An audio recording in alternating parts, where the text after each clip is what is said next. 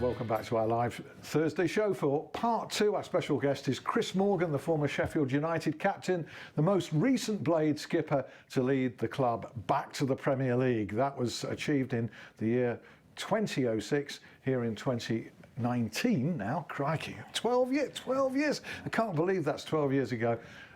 Chris Wilder and the Blades look as if they're going to repeat that feat. We'll discuss in more detail the game in which they could effectively do it against Ipswich, and the kind of different sort of challenge that everybody at Bramall Lane is facing, including the supporters, with this particular game. Some of us have been in Augusta, Georgia. Is it you? Certainly weren't me. No. It certainly wasn't me as well. It wasn't me. I wasn't playing. I make that absolutely abundantly clear. Oh no, you weren't playing, but you were at the Masters. I was. It was brilliant. Yeah. Great trip, great experience. It was like stepping into a movie set, Alan. A bit like what our guests feel like when they come in here. No, it was brilliant. Absolutely fantastic. Great experience. And whatever you think of Tiger Woods, what a amazing story that was. It sort of transcended the sport of golf, didn't it? We know it's the lead story on BBC News, I'm led to believe, over here at 10 o'clock at night. And yeah, stunning, absolutely brilliant. What an experience. Well, any sporting event that gets Mrs. Biggs transfixed in front of the TV, has got to be amazing. She was. And I've got to say, I'm not a fantastically keen golf supporter, golf fan, but I couldn't get away from absolutely. Watching that. Obviously there I was... To be there. That was fantastic. I mean, it's surreal, really. It's not kind of, imagine what it's like for Tiger. It's not really sunk in for me that I was there. It was brilliant. Obviously, was there supporting Sheffield's own Matthew Fitzpatrick as well. A good pal of mine, walked around with him, he did well. Blades fan? Yeah, as well. Big Blades fan. Yeah, he's still out there in America at the moment. I can tell you, he, when we were out there, he was sort of following all the scores with interest. Interesting, though, his caddy, Billy Foster, who's caddied for Seve Ballesteros and Tiger Woods himself and Sergio Garcia and the like, massive Leeds United fan. And on the Saturday at Augusta, he was wearing a Leeds United shirt underneath his caddy, caddy bib, So he's a big Leeds fan. There's a bit of friction there, A little bit. I didn't realise that was going on. Anyway, there's loads to he's insufferable at the moment. There's loads to catch up on, including a bit more reflection on the golf. And I think he finished 6 under, didn't he, Matt Fitzpatrick? Yeah, tied for 21st, not a bad effort. Yeah, pretty good. Yeah, after an opening round that looked like sending you and him home. Absolutely, absolutely. Okay, well, obviously you've got a slight interest in this as well. Sheffield United v Ipswich, at the beginning of the week, I sensed a slight change of atmosphere. At the beginning of the week, it was very much bottom of the table, relegated Ipswich Town, couldn't be anything better, just win that one. And as the week creeps on, it's only human nature, isn't it? You start to see little pitfalls in that fixture and reasons, to take precautions about the way you play it, maybe. Yeah, and I think with it being Ipswich and anybody, take any team, that's the thing with football. It's never black and white. There's always that grey bit in the middle. So any team can turn up and beat you on the day, like we saw with Wigan and Leeds. Never expected that. So certainly the supporters they'll see that, and the excitement of the 2 wins over Easter, and we're going to steamroll Ipswich. All of a sudden, then starts a little bit of sense comes in and thinks, oh well, Ipswich had come in. They've already been relegated. There's going to be 30,000 at Bramall Lane. Lovely pitch, great atmosphere, and any team's always dangerous. And Sheffield United have played absolutely brilliant at Bramall Lane all season, and I think along with everybody else, can't see anything other than a Sheffield United win on Saturday. Yeah. But there's that grey little bit in the middle. They've held their nerve brilliantly, haven't they? Yeah. Let's face it. Yeah. If their nerve was going to crack, we would have seen it before now, I think. Yeah, 100%. Yeah. But now you're coming into Saturday and it's the big one, and they know. They'll know. The players jumping in the cars every day this week, heading home after training, they'll be the same. They'll have been doing the recovery sessions on Tuesday after Monday, and possibly a day off on Wednesday, and then all of a sudden, it's Thursday, Friday. It drags. And as a player in a week like this, drags. No, I think over Easter, because they'll have been in training, they've had the games, so I think the games will be coming quick, and I think they'll be looking forward to getting in the dressing room on Saturday. That final pre-match talk from the manager, you know, the little bits from Nilly and stuff about, you know, just tying everything up, and I think they'll be ready for kicking the door off the hinges and getting out and getting playing. I love that phrase. It's good, it's good, isn't it? You did a bit of that. There was that stat earlier that I sort of said to you before on air, that Ipswich, they've actually drawn against Villa, Norwich, Brentford, Birmingham twice, the Blades already this season, Derby, Stoke, West Brom and Bristol. So it does show, you know, people are saying, well, you know, look at the league position, all that. There is still, like you say, it does back up what you say, that it, you know, it doesn't matter. It's not a guaranteed 3 points, is it? So there you are. But, you know, what kind of, you know, you've been in that situation, sort of, you know, getting the Blades promoted to the Premier League. It's easy for fans because they, you know, they kind of go to work and they can take their mind off it and stuff. For you, you go into training, you're thinking about it, it's in the back of your mind all the time. Is that difficult as a player, or is it something that you know, is it a mindset thing where you think, come on, if I can't get up for this, I can't get up for anything? How did you approach it?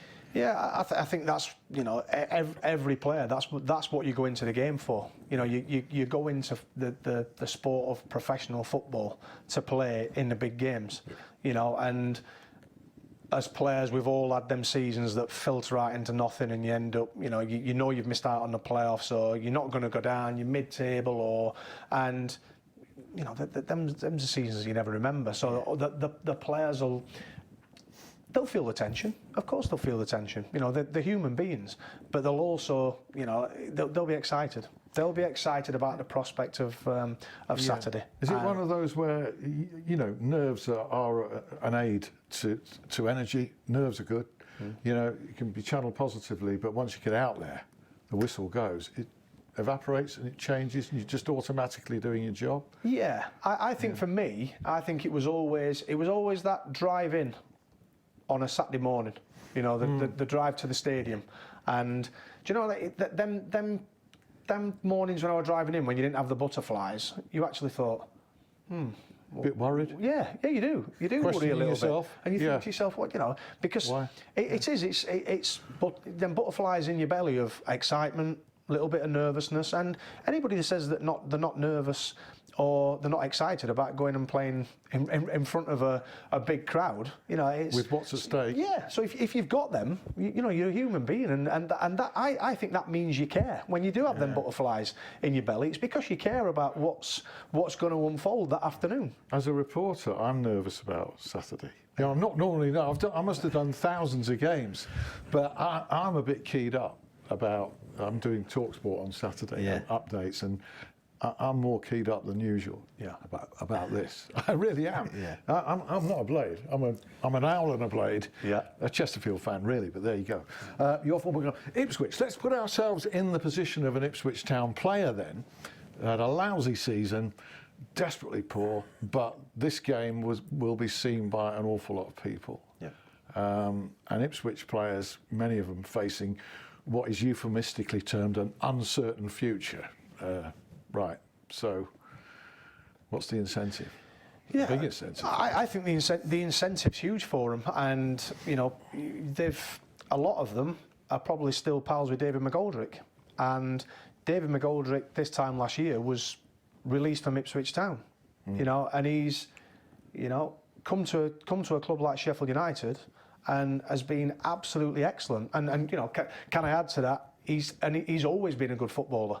You know, I know Andy Liddell, who was fitness coach at Ipswich for a long time with Mick, and he used to rave about Dave and what a good player he were, and you know, and I've seen him over the years. So it's no surprise really that he's come into a good team and looked a good player and played a massive part in where Sheffield United are. But he was released from Ipswich Town last year. It's amazing, isn't it? Yeah, and he's now on the verge of being a Premier League footballer. Full marks to Chris Wilder and the management team for, you know, ignoring the ripples of protest. You know, people were saying, well, we want a top striker. He brought him on an out of contract player. You know, there was a lot of criticism of that, but they stuck to their beliefs.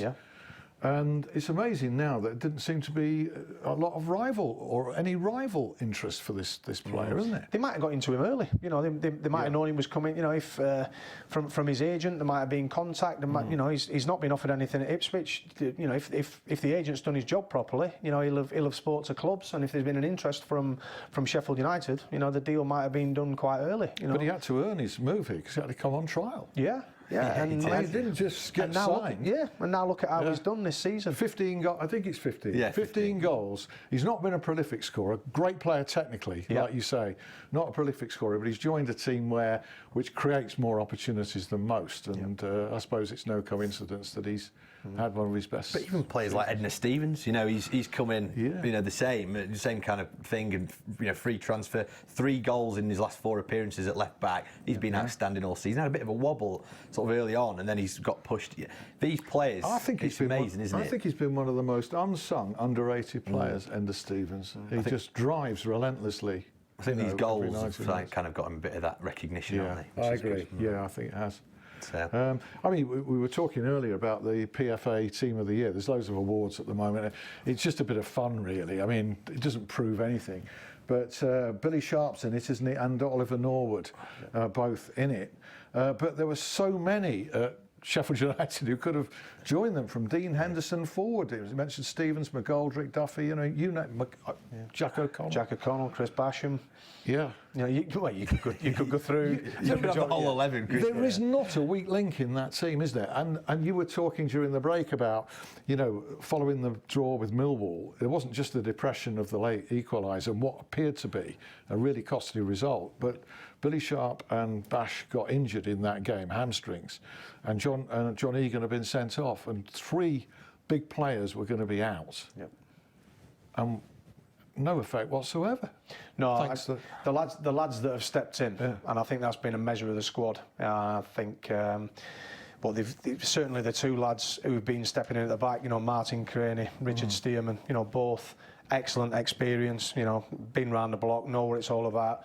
But it's difficult. It's difficult when you're not starting games week in, week out, and then all of a sudden you're called upon, you know, to go in. You know, and it's good going into a team that's full of confidence, but you've still got to go in and give that performance. We talked about the Barnet game because in the break, which you wouldn't have heard, but we were discussing the fact that some of these players who are now being lauded were actually part of. You know, well, it's the worst performance for 3 years, isn't it? Really, if you look at it, you know, from any Sheffield United team, and we were kind of saying it wasn't.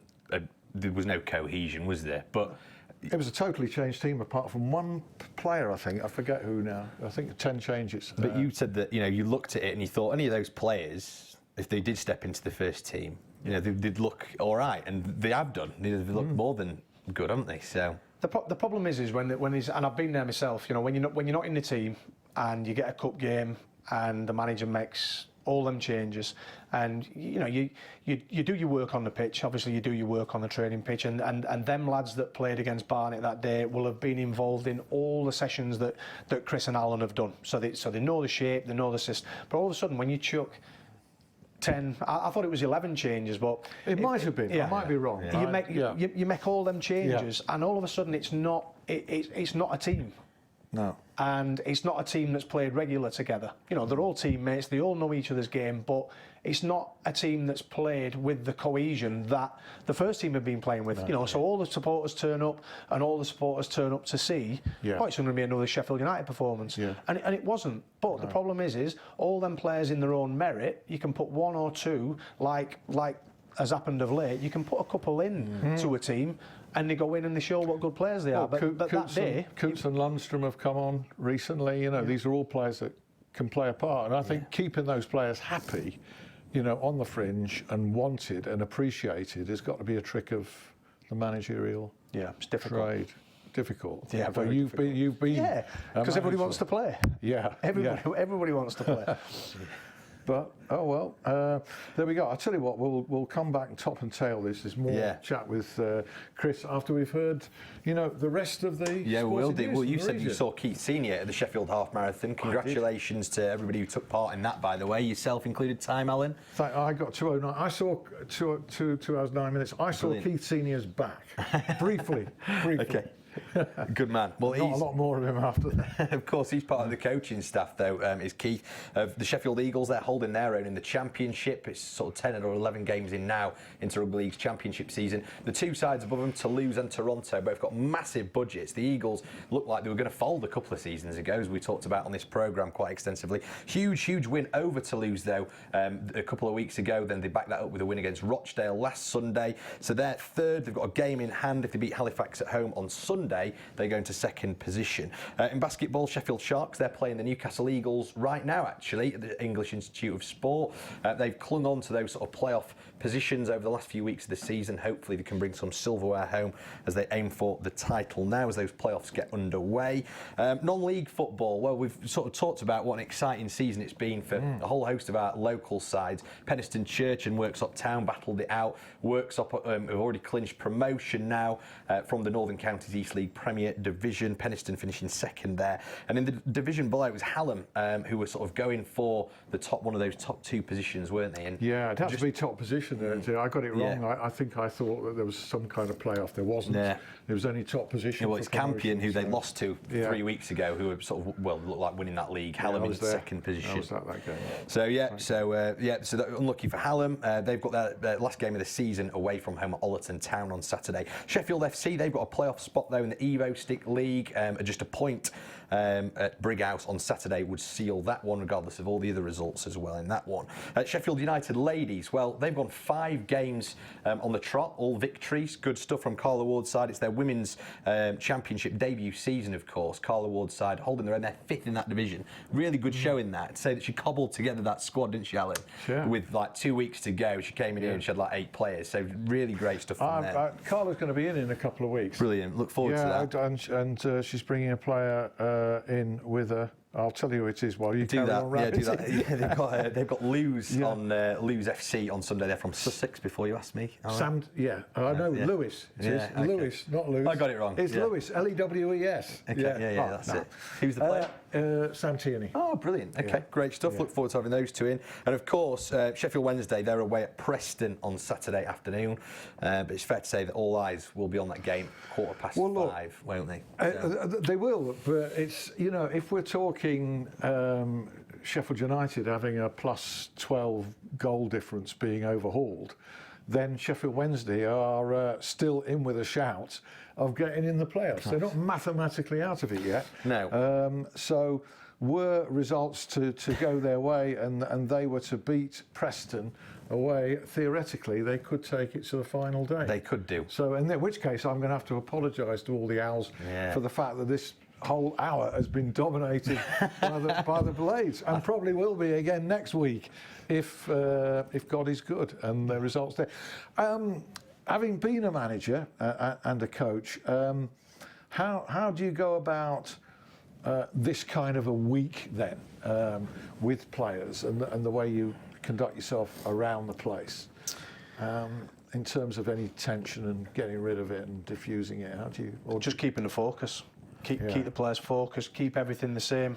I think normally the working week will appear, to the staff. It'll be mapped out. It'll all be planned. I know they've had the games over Easter, but it's just keeping the players focused. Obviously there'll be little whispers within, about.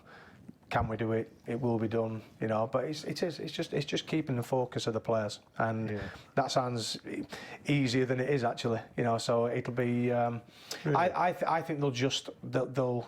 It's business as usual. It is business as usual, yeah. And I think you can see that. That I think the press will be low key this week from within the club. I think the focus will definitely be on, let's just keep his eye on what we've been doing. He's done them well up to now. There's no need whatsoever to get carried away, and they'll not get carried away. They know. They know as a group what they need to do, and they know what, come. I was going to say 5 o'clock on Saturday. They'll only just be getting ready for kicking off. They know come the final whistle on Saturday. If they've prepared properly and done everything like they have done, they'll they'll be in the position they want to be. Have you been surprised that Leeds have slipped to the extent that they have? I mean, losing at Brentford, perhaps not the greatest shock, but home to Wigan, playing 10 players? So I was actually on a flight, and when I'd seen United win in the airport, I was watching it on Sky Go on my phone, and obviously that finished, and then I was on the flight, and when I landed, I flicked it on to look at the Leeds score, and yeah, I was exactly that. I think I pulled the same thing. I couldn't believe it. And then as you start scrolling down and a man sent off, so I have been surprised. Leon Clark's part in it. Yeah. The best bit about that was we see him wheel off in celebration. He ran off, like absolutely. With a skip. Yeah. And it's great, but that shows, that actually shows, when we speak about the camaraderie that the players have had as a group and the togetherness. He still speaks to the United lads. He's there on loan. He still classes himself as a United player, and he's done well for his current club where he's at, Wigan. But he's probably also thinking, I can go back and play in the Premier League. Yeah. Well, stranger things have happened. And his promotion bonus. Yeah, absolutely. Yeah, well, there's no doubt at all that some substantial bonuses will be paid out, and I think everybody who receives them will have earned every penny. Yeah, 100%. Just a bit. And we talk about the streak running through the club of Blades fans in key positions. Let's not forget Kevin McCabe either, long-time chairman, co-chairman now. We know that there's politics behind the scenes which have to be resolved somehow, one way or the other. But again, he must be getting huge pleasure and pride out of this. Yeah, I think the whole family deserve a lot of respect. I think they've took their fair amount of stick over the years. A lot of it unjust. I think it's easy to look at Kevin because obviously he's the forefront, but he's got a massively supportive wife in Sandra, 2 sons who are heavily involved, Scott and Simon, and I think if anybody will enjoy eventually getting back to the Premier League, it'll be the McCabe family, and I think we all know that there is problems off the pitch. I don't think we don't need to speak about that. Let's speak about all the good things that are going on. Yeah. Isn't it remarkable though that a manager's led such an effort with that kind of thing going on in the background, and has fronted for the whole club, and that it's almost been forgotten. You can't.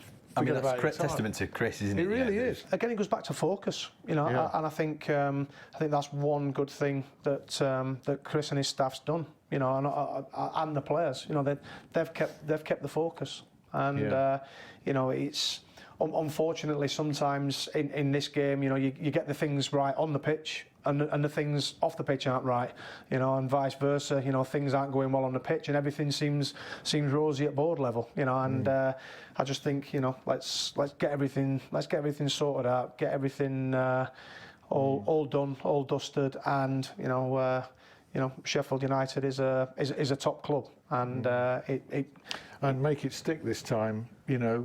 All being well. Which it didn't quite for you, did it? No. But there are other controversial circumstances we can talk about there. But as we've only got a minute left, let's not mention Carlos Tevez. Goodness sake. Good grief. I just did. Yeah, you did. Dear me. But well, Chris, it's been great to see you. Let's hope the weekend brings, what the city of Sheffield needs and wants, really. Yeah. And for yourself. And it's great of you to come in and talk about some pretty happy memories that you've had in the game. I just briefly mentioned that you now work for the Stella Group as what's called a football intermediary. You've only got 32 seconds. What does that mean? It's basically a football agent. So a lot. Right. Yeah, posh word for an agent. Yeah, it is. It is. A lot of my job is recruitment, looking after players, bringing new players to the company, and looking after the players that we have. Full time. A lot more secure than coaching and management? I enjoy it. It's the company I was with when I played, so I know the company inside out. Excellent. Stella, I think it'll be another type of lager, Mr. Peroni, that's in evidence at Bramall Lane on Saturday. Chris Morgan, thanks very much. Thank you, James. See you next week. Bye-bye.